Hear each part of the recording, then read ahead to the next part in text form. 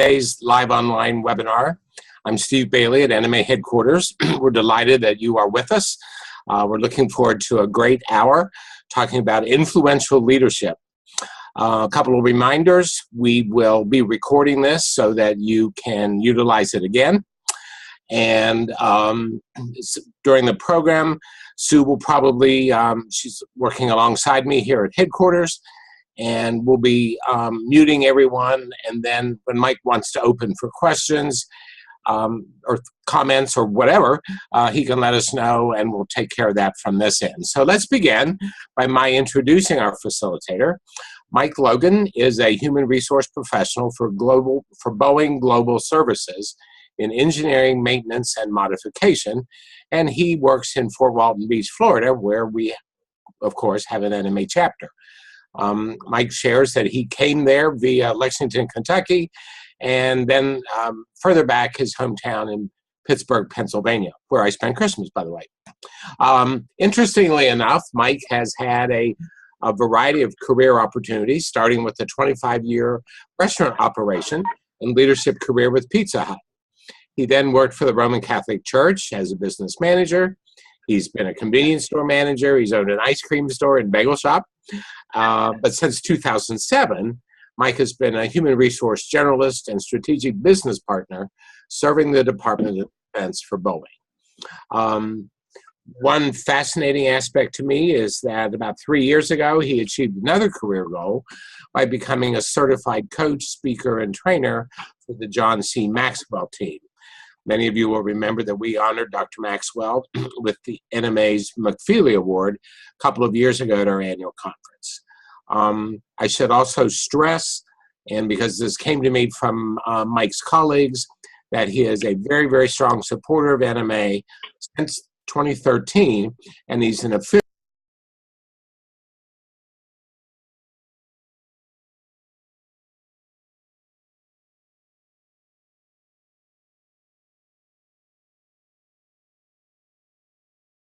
And Mike, at this point in time, I will mute myself and turn the entire program over to you.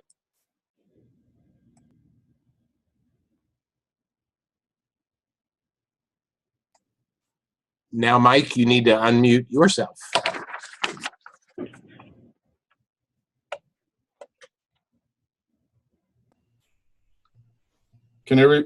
Yes, we can hear you. You can hear. Okay, good. Okay, can everybody hear me now? I think we're good. Are we good? I hope. We're good. Yeah, okay, good. We can hear you. Good. I love technology. You either live by it or die by it. So good morning, good afternoon, wherever you are. I am Mike Logan, and I would like to talk to you today about influential leadership. And what I'm going to do is I'm going to begin with the end in mind, as I've been trained by Steve Covey, and let you know how I got to this topic that I arrived at today, influential leadership. It's a journey, and I want to share that journey with you. And also, I want you to know that as a student of leadership and personal development, I often collide with thoughts that are different from my own, and I really want to delve into them and look at them a little bit deeper. And that this is indeed one of those opportunities to do so. I want to share a little opening story, though, because I think it's really interesting. Why did I want to present, and why did I even develop this topic? And I got to tell a story about my wife. Long before she even became my wife, we were dating. And one day, in all seriousness, she saw some of the stuff I wrote and some of the stuff I said, and she says, you know, you should write a book. And I said, about what? I asked. And she said, well, why don't you write about what you know? Okay, and I said, well, what do I know? Well, here's what I know today, folks. It's all in one presentation, and past that, I don't know if I add value, but we'll see. And I just wanted to share that with you because after 30 years of being in management and leadership, you develop certain principles and values that really, if you can repeat them over and over again, will hold true to you and form a good basis for your leadership. And I hope that's what this does today for you. Here's some, here's some quotes that started this journey. Everybody knows this quote because they know the first part. Power tends to corrupt, and absolute power corrupts absolutely. Great men are always bad men, even when they exercise influence. And there's that word, influence, and not authority. Still more when you super add the tendency or the certainty of corruption by authority. in this particular quote, I didn't realize that influence was in this quote until I started doing my research. But I also realized that influence, okay, here almost is corrupt. The power of leadership is corrupt and cynical. I'm almost skeptical in this quote. And I said, is that what influence means? And I continued the journey. The next thing I ran across was this quote: a true leader is a person whose influence inspires people to do what is expected of them to do. You cease to be a leader when you manipulate with your egos instead of convincing by your inspiration. Now here, influence is more aspirational, more influential, more attainable, versus the manipulative commandeering in the previous quote. So I continued my journey. And the next thing I found was my favorite author, and you'll know why here in a second, John C. Maxwell. And he says, leadership is not about titles, positions, or flowcharts. It's about one life influencing another. And I have come to find out that that is true more than anything. And that's the basis for what this conversation is today, influencing one another. So today's objectives, if you will, is that I would like to tell you, what is a Mike Logan? That's me. What is your brand? And the question we're going to ask there is, if you were a brand, what would you be? What is influence? What is influential leadership? And then the influential leadership prescription, or another way of saying it, do you have the flu? And yes, that's a play on words. So we'll move on here. So this is me. This is me and John Maxwell. I am a certified coach and trainer for the John Maxwell team. That's John Maxwell to my right. He's the leading premier bestseller of books on leadership, considered a longtime leadership guru. Very much an admirer. I have about, out of 75 books, I probably have about 70 of them. So he has inspired me to be here today. So as a result, he's inspired me to be a better version of who I was, plus the 30 years of business leadership and management I have behind me. As Steve said, I used to own a restaurant business, including an ice cream store and a bagel shop. Used to work for the Catholic Church, which was a different detour. Would love to share that, but for the sake of time would not. I'm a certified HR professional. One of my highlights so far of 2018 is that I'm going to be a grandfather. I'm a DoD contractor for the last 10 years. And as I said before, I am a certified coach, trainer, and speaker for the John Maxwell team. As a coach, trainer, and speaker for John Maxwell team, when I go to people, this is my favorite ask. And I'm going to ask you as well. If you're not in charge of your life, who is? Because that's the essence of coaching. Coaching is to make yourself a better version of who you are. So as a result, I want to make sure that I do a little commercial here on why you need executive business or life coaching.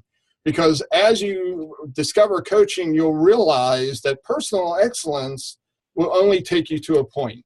So this is a nice cerebral definition of coaching. Coaching produces a strong, or more resourceful, accountable, responsible, self-empowered, and confident individual or leader who is capable of self-directed change.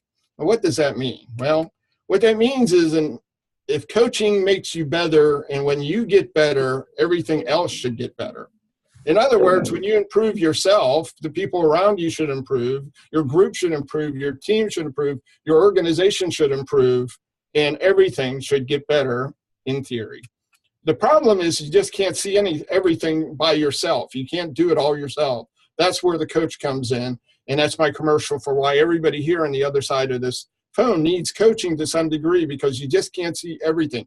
You can't see your strengths fully, you can't see your weaknesses fully, and a coach can do that. So that's my coaching commercial.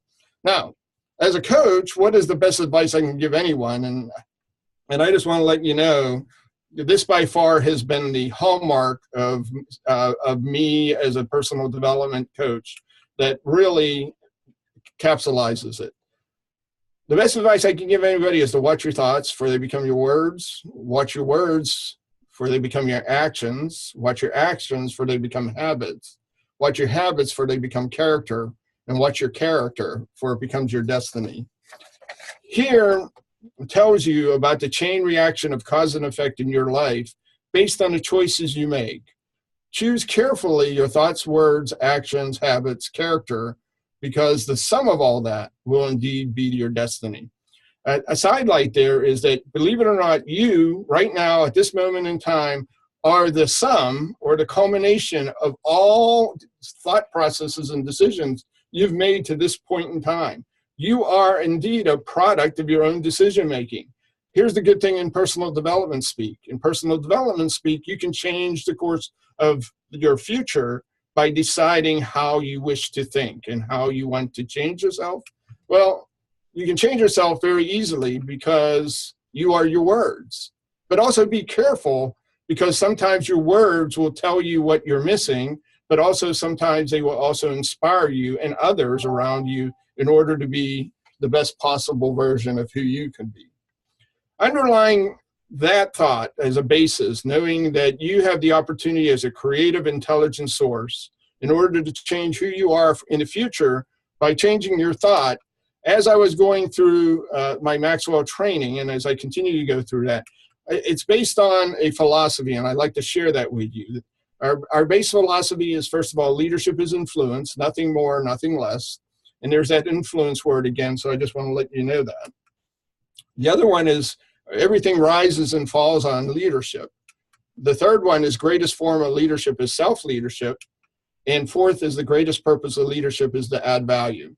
If you would take all 75 of John Maxwell's books and sum them down, and all four of these philosophies would be inherent in every one of those books. And he has remained true to this. And I thank him for this.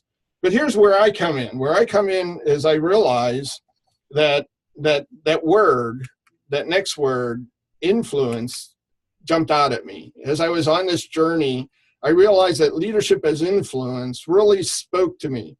Because I say, what is really influence? I don't understand influence. I want to understand influence. I want to dig deeper in order to see what influence. Even to ask maybe even a more rhetorical question, do I have influence? Do I have the ability to influence? Do I have the ability to change people's direction by being me? And as I asked one of those, I came to the conclusion by reading this that how you influence determines the quality of your leadership, the quality of your people, and the quality of the outcome. Excellence breeds excellence. And for John Maxwell team members, simply everything rises and falls on leadership. Well, if leadership is indeed influence, then everything rises and falls on influence. And again, that got me thinking, where do I want to go for today and to talk about influential leadership? The more I understand it, and the more I delve into personal development and coaching and training, I realize that everything, absolutely everything, John Maxwell is right, is leadership. But even more importantly, you yourself are viewed as a leader. But what does that say about you? Well, let me introduce to you your brand. What is your brand? Okay, what do you demonstrate? What do you represent to the people around you? What does your leadership say about you? So if you did a poll of your peers and they said, well, what's your brand? What type of leadership emanates from you? What would they say? That was a challenge for me. So I dug a little deeper. And as a result, I decided to define brand. A brand is a type of product manufactured by a particular company under a particular name. It's an identifying mark. Way back at one point in time, our names were a brand. So the tailor was named a tailor for the fact that he was a tailor. So way back in our history, what we did was our brand. Our name was our brand, right? Forrester is a good name. That means that probably way back in the genealogy of the Forrester family, they probably had something to do with forest. So our brand represents something. We are a representative to the world around us. We are identification. We are a marker. We're an earmark to the world around us. One of the things that's kind of interesting is that my father tried to attempt to describe my mother's brand. And he used to always use this expression. She's a woman with champagne taste with a beer pocketbook. That was my mother's brand, according to my dad. And till the day she passed on, that was the one that always and continues to resonate within my mind of how I would remember my mother. High taste, low budget, but guess what? She ruled the roost and she got whatever she wanted. Her brand was the love of her husband, and I can never do anything to repay the image in my mind. But there's other ideas of brands, okay? When you think of a brand, what do you think of? Well, you think of, what does the Amazon brand mean to you? What does the McDonald's brand mean to you? What does Delta Airlines brand mean to you? A brand is a representation of meaning to you personally. It is who the consumer or the public thinks that you really are. Have you ever thought of your leadership in the same vein? If somebody followed me around as a reality show, what would my leadership brand represent to the world around me? Interesting, is it not? So I would delve a little bit deeper into this brand, and I discovered that a brand defines the product or service or value, very much so. It creates a customer relationship and perceptions. It is affirmed and strengthened by marketing and advertising. In fact, most recently we had the Super Bowl, did we not?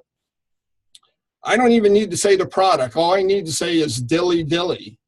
And if you're aware of that, you realize that expression is a brand that represents another brand, which in this case is Bud Light. The brand determines your space in the marketplace. Obviously, you want to capture your market space. You don't want to expand so far out that you're too many things to too many people. You really want to concentrate in the space that you own within the market. And last, the brand depicts your vision of how people see you. You advertise to your mission statement, if you will. You advertise to what your organization wishes to be. You advertise to your strategic plan of your company or your organization. So what brand are you really representing?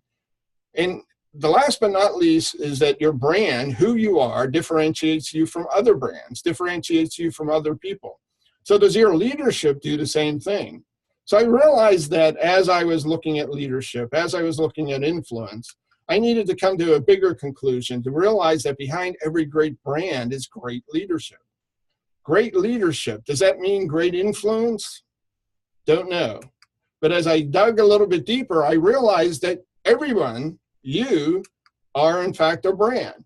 Your life, your position, your title, your roles that you play in your life are indeed a brand. The type of father you are, the type of mother you are, the type of spouse you are, the type of brother you are, the type of sister you are. You're a brand. You represent and embody what you believe to be the right combination of thoughts, words, actions, behaviors, habits, character. You are a brand. And like it or not, because you are a brand, everyone is watching you. It's kind of interesting because, in today's society, there's a lot of people that say, well, I'm not a role model. Well, truth of the matter is that if you are being seen, if you have an impact on people, you are a role model. In fact, people are watching you. And whether or not you like it or not, being a brand is really what people see. People see you for what you represent, what you stand for. And I'd like to talk a little bit further about that. Because if everyone is watching you, then you have influence. So as you develop who you are, that external image is your brand. And then as they're watching you, that they embrace who you are. And because they embrace who you are, you have the ability to influence. Why do they want to embrace you, though? To model you? Good question. To emulate you? To admire you? Celebrities, we do that with celebrities, do we not? To destroy, to appease. Either way, when you're an influencer or when you influence, okay, there is a reaction to who you are. Because you represent something, you represent that brand. So let's dig deeper into influence. And I apologize here because these are a little bit of eye charts in the next few slides, but it really drives the point home of what influence is and what influence is not. First of all, influence is a relatively new word, just so you know. It's been around only for about 500 or 600 years, which in our American language is pretty short time. But what's amazing about that is it's considered an ethereal fluid held to flow from the stars and to affect the actions of humans. It's an emanation of occult power held to derive from the stars. Okay, now I don't know about you, but my leadership does not emanate from the heavens. Okay, I would like to think so. I wish I was the oracle speaking, but that doesn't work that way. It also says it's an emanation of spiritual or moral force. Not so much. Okay, it's an act of power producing effect without apparent exertion of force or direct exercise of command. It's the power or capacity of causing an effect in indirect or intangible ways. Now I'm starting to get there. The power of or capacity of causing an effect in indirect or intangible ways. I love that word sway. But number 5 really hits home. It's the one that exerts influence. Influence is the one that holds the influence. And as I was digging deeper, I came across this nugget. I'd like to share that with you. Influence is really from the word influenza. And we get the term flu. This is flu season, by the way. We get the term flu from influenza. And the history of influence in its modern usage is it referred to a celestial fluid that were believed to flow from the stars. Again, that emanation, that supernatural, divine, cosmic fluid that comes to the earth. It's supposedly affected the actions of the planets inhabited, especially the human ones. The word influenza has the same origin. The medieval Latin word is influia. It was for a time believed that epidemics were caused by unusual conductions of the planet. So before science, we believed that the stars or the cosmos cause some of our earthly maladies. That's what it's saying about influence. The influence of the divine heaven had a negative effect as the flu here on earth. In modern use, it refers to the power to change or affect someone or something. And that's the one I want to stand with. That's one where I'm going to mark my 10, especially the power to cause changes without directly forcing those changes to happen. Influence can also refer to a person or thing that affects someone or something in an important way. The noun has been in use for more than 200 years, but the verb is relatively new. And influence means something or someone that influences a person or thing, then has an influence on that person or thing. So influence is really that action, that action or reaction that you have on the people and things that are around you. So as I dug deeper, I came to some conclusions about influence, about what influence is or is not based on those definitions. The first thing is that the minute you were conceived, your influence began. Until your mother and father knew that they were with child with you, okay, you had limited influence. But the minute they knew that you were in the womb, your influence began. It changed their life. It continues to change their life. In fact, it changes the direct trajectory of your entire life, entire being, because the minute you were conceived, your influence really began. Each of us has that creative energy to influence someone continually and indefinitely, even after death. We influence somebody by legacy, memories, writings, financial donations. Some examples of this is that the Carnegie Library, I grew up in Pittsburgh, Carnegie Library is all around there. But even now, Andrew Carnegie in the 1900s was a billionaire. And as a result, he gave away his fortune to plant libraries that have benefited the educational system, for which I am grateful to have had availability as I was growing up.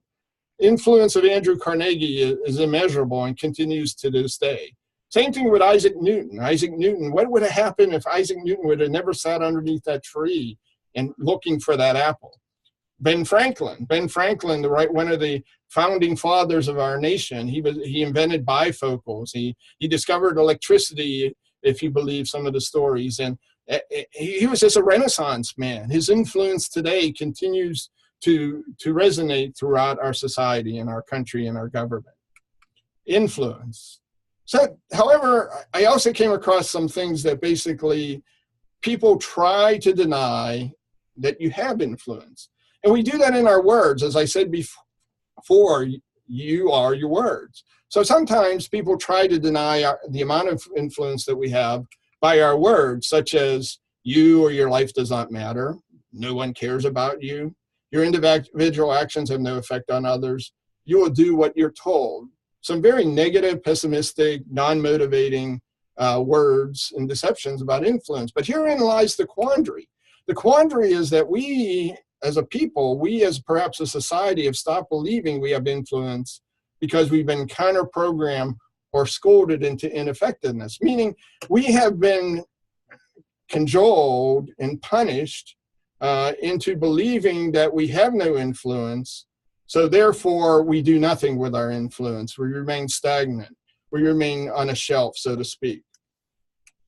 Continuing down this road about what influence is or is not, I finally said that we have to have a reality check, and the reality check is everyone has influence. Everybody has influence. Doesn't matter who you are. Doesn't matter where you live. Doesn't matter what part of the universe you are. Everyone has influence. And in and of itself, it's neither positive or negative. Influence as a concept is amoral, non-ethical, and neutral, okay? It is not a slanted word. However, the influencer has the opportunity to polarize that concept or thought or ideal that was slanted to the positive or the negative. One of the words they use on social media is influencers, and an influencer in social media is somebody that has 1 million or more followers. And because you're such a great influencer, they pay you.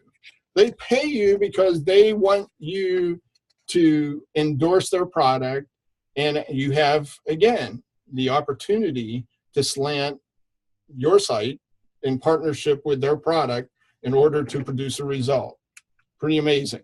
In leadership, influence is also polarizing. It's either positive or negative. It has a direct impact on the actions and success of the environment or business. And everyone, whether or not we like it or not, everyone is watching the leader. And as we look more into influence, we realize that the outward view of the culture and environment that you or your business depict, portray, or demonstrate is the brand or influence that comes from the people within, or that emanates from within. The culmination of the sum of everybody's influence really becomes the culture, becomes the environment, becomes the strategy of the culture.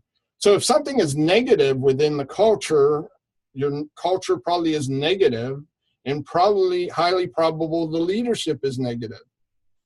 So as you're looking at things like employee engagement, employee enrichment, employee personal development, learn to read the signs, because where's the negativity come from? If their leadership is negative, where does it come? And analyze and diagnose it from there.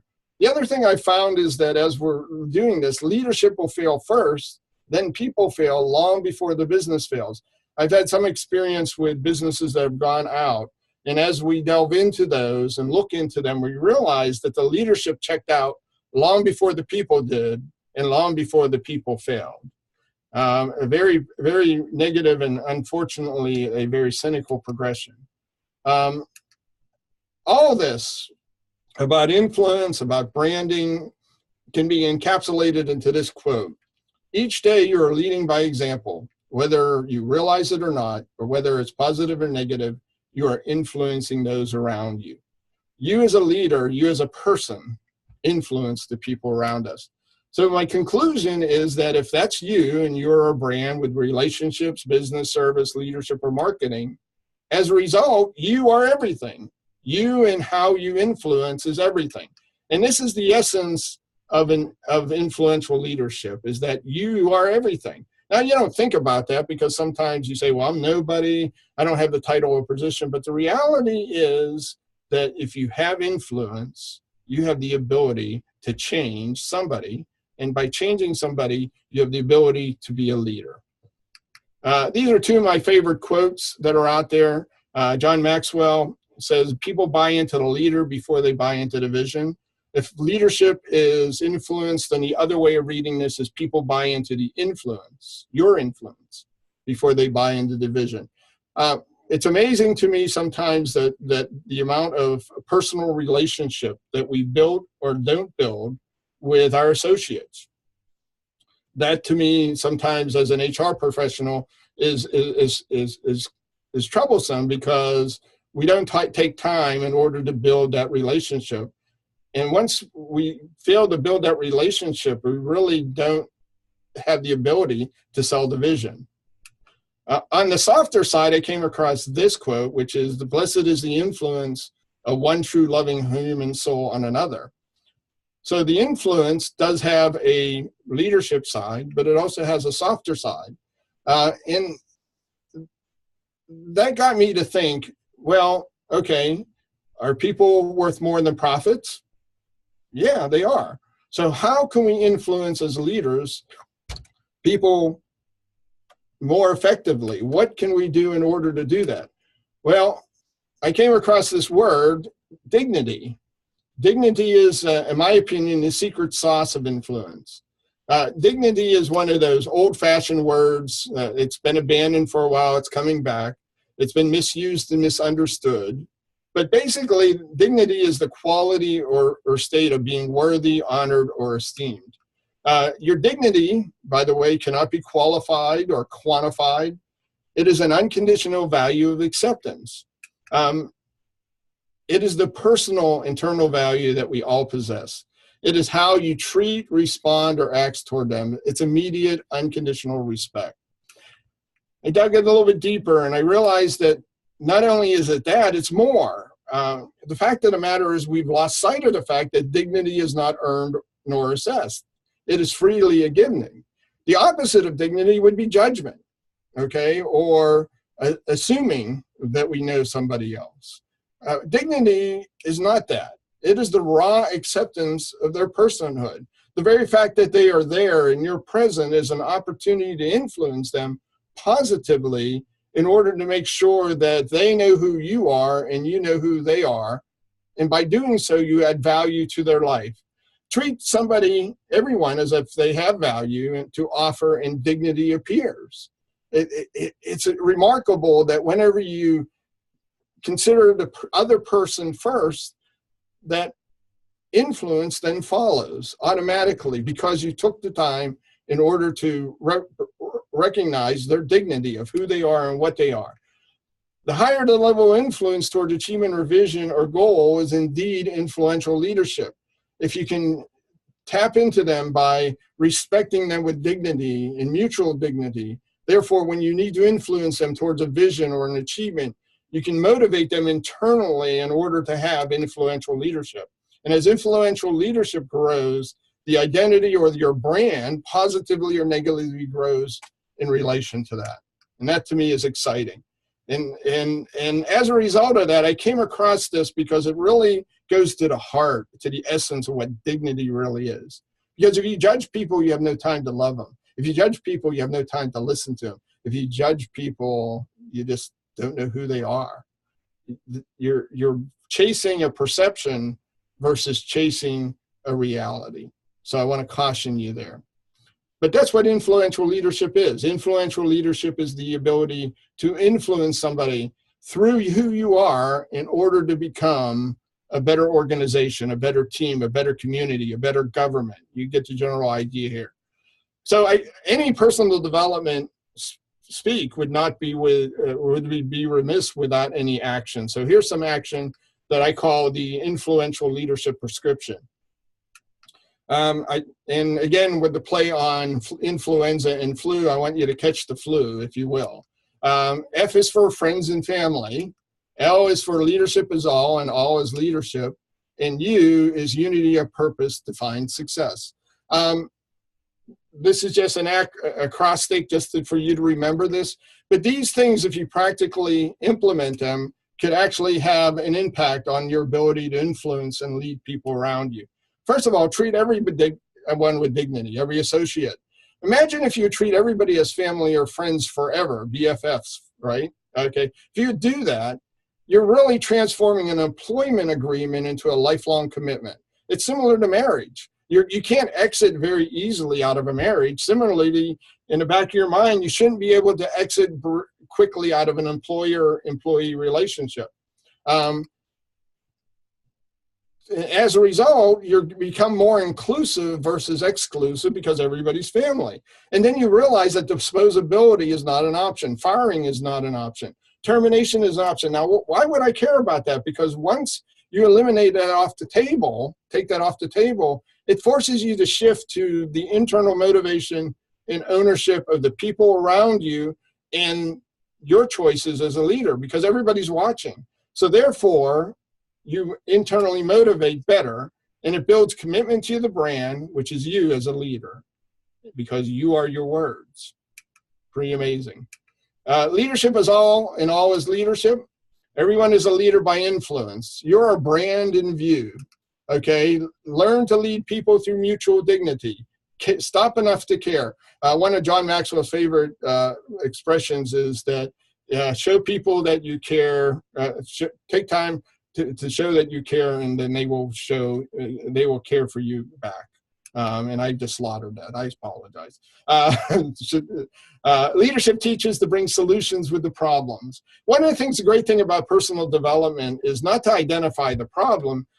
As a leader, what you should do is teach people to not only bring me issues and concerns and problems, but also bring me solutions to that problem, because now they're forced to develop themselves. Now they're forced to actually think and take a step in their own personal development, and it works. And just to remind you, leadership never takes a day off. And I stole that from a commercial, a mom never takes a day off, dad never takes a day off, leadership never takes a day off. Last here is that unity of purpose defines success. Together we are all on a common journey. We walk the same path. One of the things that if you're a student of politics or a student of sociology, you realize that we are a very, very difficult time of our history. We have forgot that we are all on a common journey. We have forgot that we walk the same path.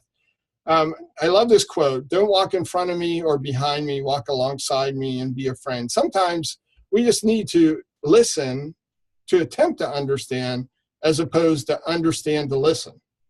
Okay? It's very simple, but again, it goes to that dignity. Respond to people with dignity, with purpose. Be polite versus politics. We all add value, even though sometimes we need to search for it. We all add value to our relationships, to our interactions, to our conversations, to the grocery clerk in the grocery, to the person at the Starbucks drive-through. We all influence them, and how we influence them gives us a brand recognition of who we are and what we are. As a country, we embrace this, believe it or not. We embrace unity, and we say, "You're e pluribus unum." Out of many, one direction, one hope, one dream. Out of many, we should be one, moving in the right direction. And leadership is exactly the same. We need to recognize who you are in your many constituencies and realize that everything is you, and how you influence is everything. This is influential leadership. The ability to know that you are influencing the people around you, that you have a huge responsibility, and how you influence that will determine where you go and what you need to do. Remember, I asked you what does your leadership brand say about you? Well, the proof of leadership is found in the followers. Similarly, the proof of influence is found in the followers as well. So again, if we polled people and asked, where was your influence? Okay, we can do it by the product of the people that we work with. What does it say? In HR, there's something called a 360 feedback, and that captures this here, if you want some practical terms, where you actually do that, and you do that because you get to see the whole entire 360 picture of the employee, so that you can actually take corrective action to ensure that your view of leadership, or the leadership, is indeed level set among your employees and your team. So conclusion for today, wrap it all up, is that you are a brand and everyone is watching. Whether you like it or not, you have influence. Okay, your influence affects positively or negatively everything and everyone around you. Influence plus dignity is influential leadership. And if you catch the flu, you can grow your brand and grow personal and business success. I'll leave you with the quote that really encapsulates this whole day. And it's by John Wooden. If anybody's a basketball fan out there, you'll know who John Wooden is, UCLA. The most powerful leadership tool you have is your personal example. More importantly, the most powerful influence tool you have is your personal example. Please be aware that people are watching. They're looking for that. In this day and age, people need role models. They don't need people in the news, as we had the tragedy yesterday. We don't need that. Well, we need more good stories. We need more people that are invested in our people, more excited about changing the course of our future, as opposed to looking at the misery of the present. I leave you there because I really believe that you and your ability to influence is going to be the most powerful thing that you could ever do if you're willing to accept it. And I leave it there and open up for questions. Steve? Hi, Mike. Okay, I'll jump in while Sue is getting everyone else unmuted. Wow, you covered a lot. And so it will be interesting to see what comments, what questions we have. So it looks like people are unmuted, and we'll take the first question or the first comment for that matter.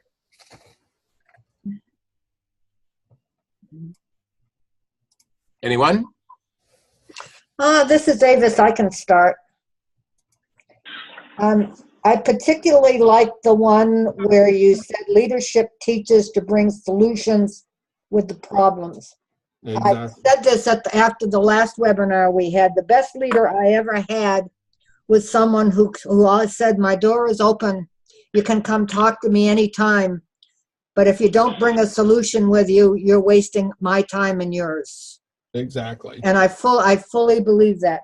You can talk till you're blue in the face, but if you don't have some solution to bring to the table, you're not doing your job. Exactly. So I really like that one. And I had not thought about the term influence in my some 60 years of working, but now that you've gone through all this, I see, yeah, it is the influence plays a very big part. Mm-hmm. Thank you. A good presentation. Oh, thank you. Hey, Mike, this is Charles Key. I have a question for you. Go ahead. So you brought up the example of John Wooden, and I'm a big sports fan. I always like using leaders as examples. What was the one, if there is one, what was the one trait that you think made John Wooden so successful that they were dominant for just an extremely long period of time? From my experience, John Wooden was consistent. He was who he was. People admired that in him. People knew his standards. People knew that he set high standards, but he also lived his high standards. He is a man of character and integrity. Whenever John Wooden spoke, people did listen long before E.F. Hutton. Okay, and if you go back, the people, he actually embraced his teams. He loved his people. People will tell you that, and good coaches are like this in sports. They're not only the people that have gotten you to a team or a victory, they've gotten you to life. They really have impacted you by their example. So as you go forward, long after your playing career is over, you have that example to hold on to. And that's what I admire about John Wooden. I'd say his consistency. He was the person he was, and that he was great. He was great. Yeah. Thank you very much. Mm-hmm. Hi, I have a question. My name is Beatrice. One of the things that stood out to me is when you brought the fact that we've been conditioned against the thought of having influence and influence around us and in the workplace. Mm-hmm.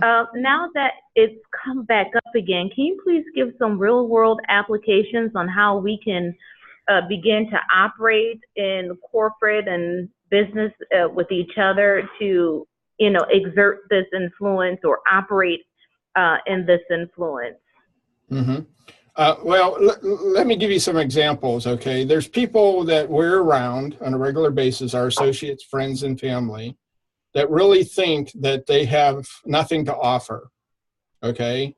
That's the furthest thing from the truth, right? They don't, their opinion doesn't matter, okay? Where that comes from is a deep, dark internal place, by the way, okay? They've never been, you would look deep within them and see where their self-esteem is and their self-confidence at that point. But the reality is that everybody has something to offer. And you're going to have to, like layers of an onion, you're going to have to peel why they think that away, because that's really what it is. I mean, bullying, okay, I'll give you a real life example. Bullying is muting another person's influence, okay, when you think about it. Bullying is a power play of my influence against your influence, okay? That's very wrong, okay? Where's the dignity in that? There's no dignity in it. Where's the value in that? There's no value in that. where's the compassion? Where is the mutual understanding? Where is the fact that we both bring and add value to the situation? It's non-existent in a bullying situation. So there's some real life examples of where influence is muted down, is dumbed down, if you will, okay? And a lot of it has to do with us. We need to embrace who we are. A lot of what we do is we need to embrace us. Sometimes we think that, you know, and people say this all the time, and I catch it all the time because, again, people, you are your words, right? Sometimes they say, well, I'm not important, or, I'm a few brain cells short, right? You know, or whatever.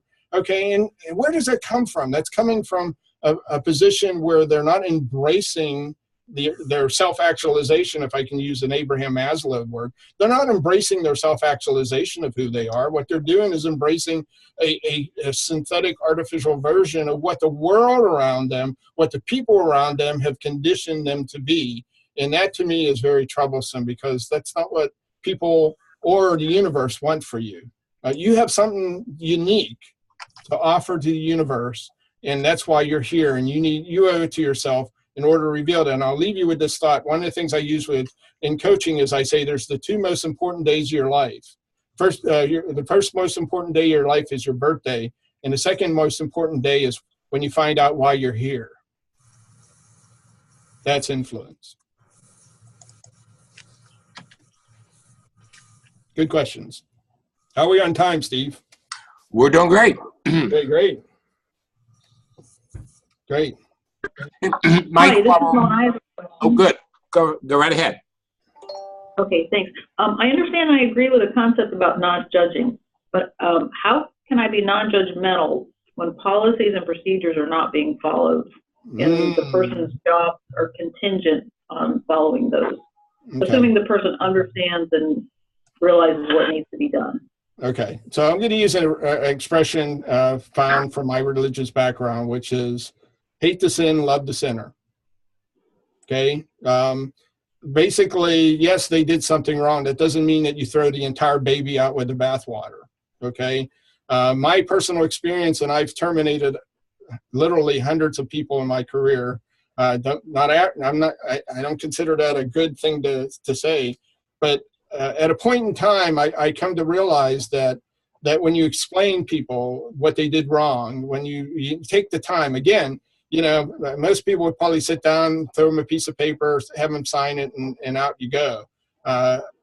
Through my personal experience, I've sat there and actually explained why what they did, policy, procedure, or otherwise, was wrong, and got some really great results from that. In fact, I remember one person in particular that as a result of taking the time, they came back to me a month later and said, I really want to thank you, because I didn't realize that I was doing what you're doing. I thought it was okay, but the reality was it wasn't okay. And had you not done that, I probably wouldn't have made the appropriate changes in my life. That's the reward. You don't get that too often, but that's the reward. So one of the things is that policies and procedures always have a time element with them, do they not? You violated it, so you have to take action. There's a time element involved in that, okay? Life is a little bit different. Life doesn't have a time element. It has a sense of urgency sometimes, but mainly it has just it has a nondescript time. Okay, so policies and procedures require action. How you respond to that, to the person that is on the receiving end of that action, determines what they're going to leave with your leadership.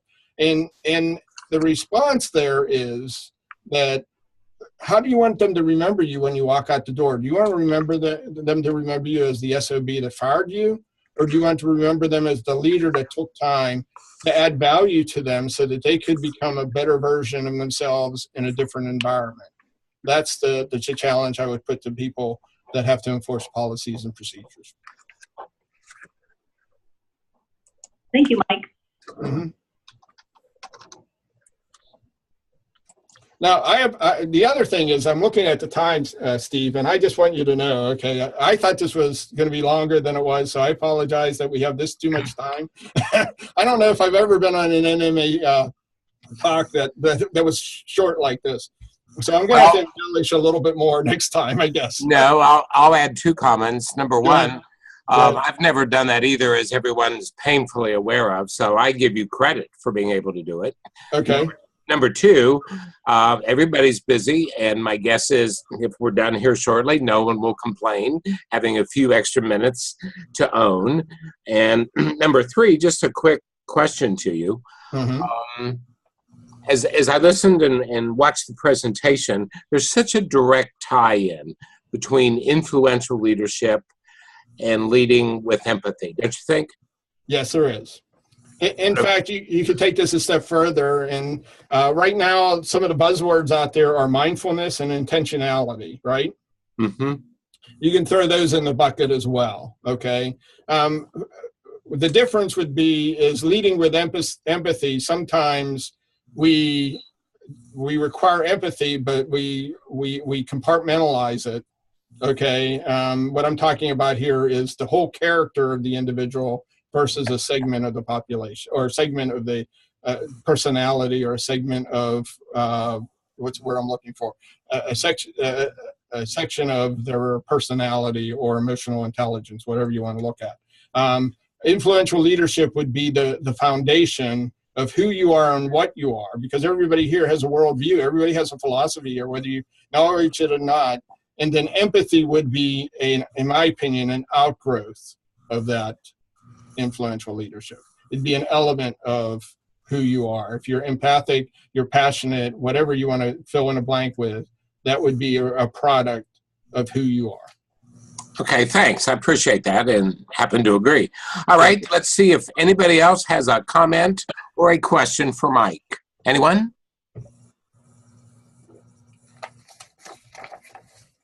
All right, well, I certainly, first of all, want to thank the attendees for participating in the manner that you have. We love it when we get questions. I know I've done a webinar or 2 in my day, and when you don't get any questions, you're like, well, was anyone listening? So did I have any influence? I know Mike appreciates it as much as I. And Mike, I'm going to turn it over to you to kind of close up. Thank you for a wonderful job. It's a timely topic. We've had as many signups for this topic as any we've had recently, so that tells me we're on the money. So I know we'll have a large session this afternoon as well. Good, good. Well, I just want to thank everybody for their time. I want to thank everybody for listening. But more importantly, I want you to go out there and realize that you only have one life, okay? And you only have one opportunity to make that life excellent. So go make that life excellent. And challenge yourself to be better than who you are today. I leave you on that thought. Have a good afternoon. Thank you, Mike. Uh-huh.